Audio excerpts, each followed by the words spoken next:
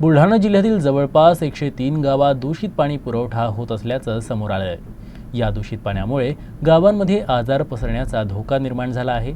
तर शेगाव तालुक्यातील 5 ते 6 गावांमधील पाणी दूषित झाल्यानं नागरिकांना केस गळतीचा त्रास होत असल्याची शंका व्यक्त केली जात होती। तर आता 2102 पाणी नमुन्यांची तपासणी करण्यात आली होती।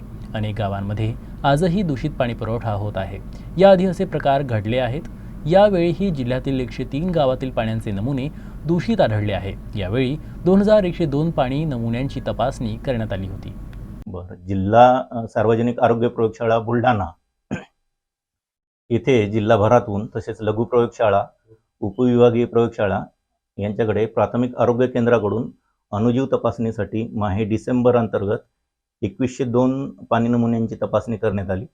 त्यापैकी 103 पाणी नमुने हे दूषित आढळून आलेले आणि त्यांची टक्केवारी 5% आहे। ज्या गावात दूषित पाणी नमुना आढळून आलेले अशा गावांची आपण यादी ही जिल्हा आरोग्य अधिकारी यांना कळवितो, तसेच तालुका स्तरावर गट विकास अधिकारी यांना कळवतो आणि ज्या प्राथमिक आरोग्य केंद्रातर्फे आपल्याकडे पाणी नमुना आला त्यांच्या यमोंना सुद्धा दूषित पाणी नमुन्यांची यादी आपण ईमेलद्वारे तसेच रिपोर्टद्वारे कळविण्यात येते।